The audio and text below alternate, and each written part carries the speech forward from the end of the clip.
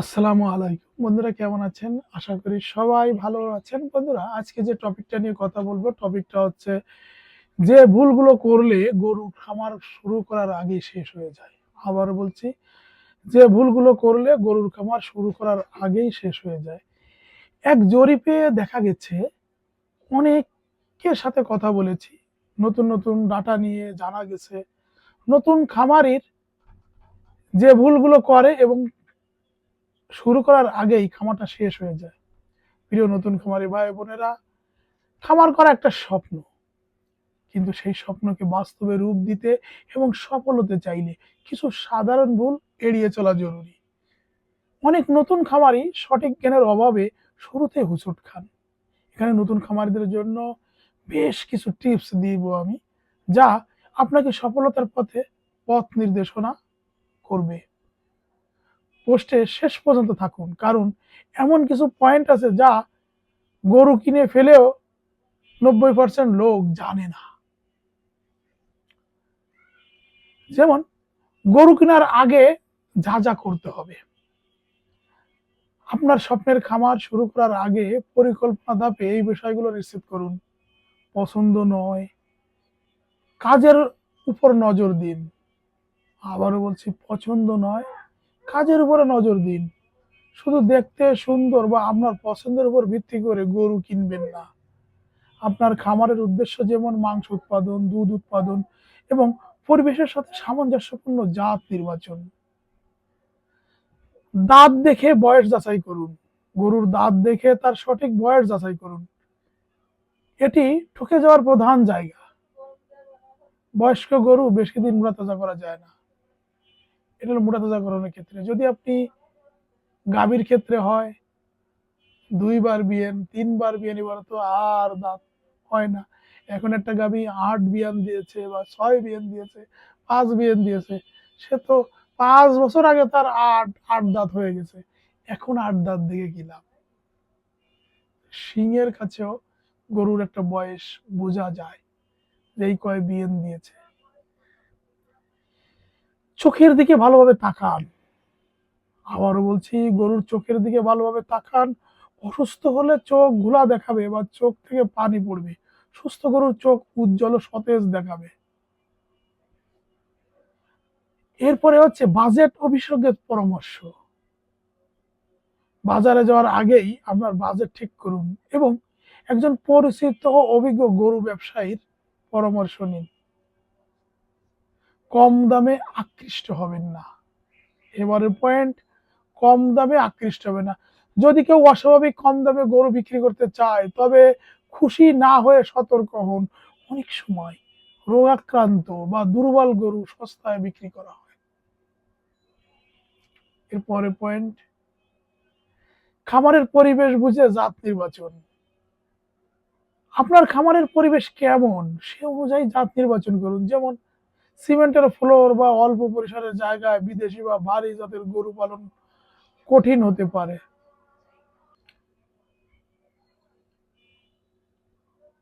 দেশি দেশি জাতের গরু এসব পরিবেশে বেশি উপযোগী। এরপরে প্রশ্ন হচ্ছে, চলাফেরা ও উজ্জ্বলতা দেখে স্বাস্থ্য অনুমান। গরুর চলাফেরা, খাবারের প্রতি আগ্রহ এবং লোমের উজ্জ্বলতা দেখে তার স্বাস্থ্যের প্রাথমিক ধারণা নিন। সুস্থ গরুর লোম মসৃণ ও উজ্জ্বল হয়।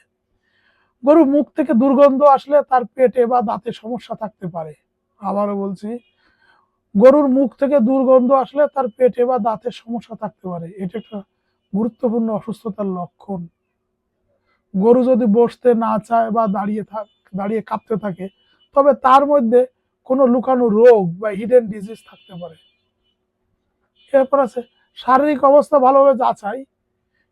ফিজিক্যালি মোটা গরু মানেই যে সবল তা নয়। অনেক সময় এটি পেটে গ্যাস, কৃমি বা অন্য কোনো ইনফেকশনের কারণে হতে পারে। আমরা এখানে মোট 10টা জিনিস আপনাদেরকে বললাম। এরপরে এখন আমরা বলবো গরু আনার পর প্রথম 7 দিনে করণীয়। গরু কিনে আনার পরে প্রথম 7 দিনে করণীয়। খামারের নতুন গরু আনার পর প্রথমে 7 দিন বিশেষ যত্ন ও পর্যবেক্ষণের প্রয়োজন। যেমন, আমরা যদি একটা পয়েন্ট ধরি, কোয়ারেন্টাইন। কোয়ারেন্টাইন পয়েন্টে নতুন গরুকে খামারের অন্য গরু থেকে কমপক্ষে 3 দিনের জন্য আলাদা রাখুন। এতে কোনো সংক্রামক রোগ ছড়ানোর ঝুঁকি থাকে না বা সংক্রামক রোগের ঝুঁকি কমে যায়। তারপরে যদি আমরা পয়েন্ট করি ভেটেরিনারি চেকআপ। ভেটেরিনারি চেকআপ একজন ভেটেরিনারি ডাক্তারের মাধ্যমে গরুর পুরো শরীর ভালোভাবে চেকআপ করিয়ে নিন। এরপরে যদি আমরা ধরি প্যারাসাইট ও কৃমির ওষুধ, ডাক্তারের পরামর্শ অনুযায়ী প্যারাসাইট ও কৃমির ওষুধ দিয়েই নতুন গরুর পরিচর্যা শুরু করুন। আবারও বলছি, ডাক্তারের পরামর্শ অনুযায়ী প্যারাসাইট ও কৃমির ঔষধ দিয়েই নতুন গরুর পরিচর্যা শুরু করুন। এরপরের পয়েন্ট হালকা খাবার দিয়ে শুরু। প্রথম দিকে গরুকে হালকা ও সহজ পাচ্য খাবার দিন। এতে তার হজম শক্তি স্বাভাবিক থাকবে এবং নতুন পরিবেশে মানিয়ে নিতে সুবিধা হবে। পানি খাওয়ার দিকে খেয়াল রাখুন। গরু পানি খাওয়ার সময় খেয়াল করুন, যদি কম খায় তবে কিছু সমস্যা থাকতে পারে। পানি শূন্যতা রোধে পর্যাপ্ত পানি নিশ্চিত করুন। প্রয়োজন হলে পানির ভিতরে একটু ভুসি বা একটু কুড়া ছিটিয়ে দিয়ে পানি খান। ঘরে এনে গোসল নয়। গরু খামারে আনার পরই গোসল করাবেন না, এতে ঠান্ডা লেগে যেতে পারে, বিশেষ করে নতুন পরিবেশে। আস্তে আস্তে খাদ্যাভ্যাস পরিবর্তন। আগে যে খাবার খেত তা থেকে আপনার খামারের খাবারে আস্তে আস্তে পরিবর্তন করুন। হঠাৎ খাদ্যাভ্যাস পরিবর্তন করলে হজমে সমস্যা হয়, ডায়রিয়া হতে পারে। এরপরের পয়েন্ট হলো গোবরের অবস্থা পর্যবেক্ষণ। প্রথম 7 দিন গরুর গোবরের অবস্থা প্রতিদিন খেয়াল করুন। গোবরের রং, ঘনত্ব বা গন্ধ পরিবর্তন রোগের লক্ষণ হতে পারে। এরপরে আমরা যে বিষয়গুলো নিয়ে কথা বলবো সেটা হচ্ছে খাদ্য ব্যবস্থাপনায় মাস্টার টিপস। সঠিক খাদ্য ব্যবস্থাপনা আপনার খামারের সাফল্যের চাবিকাঠি।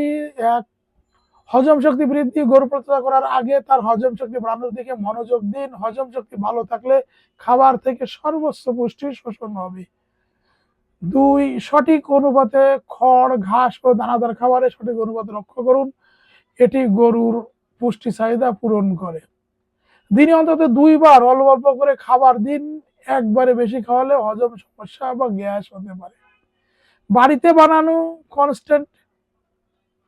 কনসেন্ট্রেট ফিড বাজার থেকে কেনা ফিডের চেয়ে অনেক বেশি নিরাপদ ও সাশ্রয়ী। আবারও বলছি, বাড়িতে বানানো কনসেন্ট্রেট ফিড বাজার থেকে কেনা ফিডের চেয়ে অনেক বেশি নিরাপদ ও সাশ্রয়ী। খাওয়ার আগে খাবার কেমন লাগছে তা গন্ধ দিয়ে যাচাই করুন।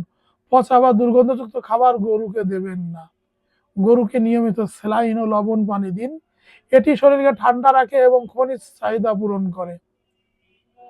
গরুকে ধীরে ধীরে ঘাসের সাথে মানিয়ে খাওয়াও। হঠাৎ করে বেশি ঘাস দিলে ডায়রিয়া হতে পারে। আবারও বলছি, গরুকে ধীরে ধীরে ঘাসের সাথে মানিয়ে খাওয়ানো।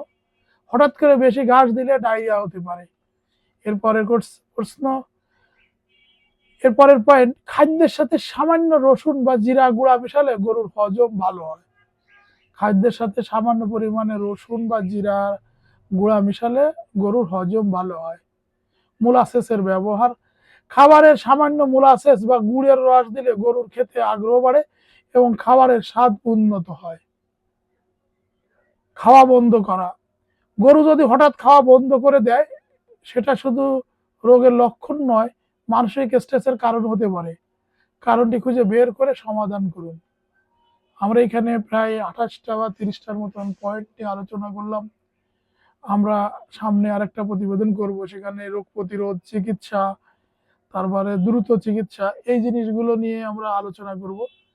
আমি এই যে পয়েন্টগুলো বললাম, নিশ্চয়ই আপনারা যারা ভিডিওটা দেখছেন তাদের কাছে মনে হচ্ছে যে না, এই জিনিসগুলো তো আমাদেরও খামারে হয়ে থাকে বা এই জিনিসগুলো তো আমাদেরও ঘটে থাকে।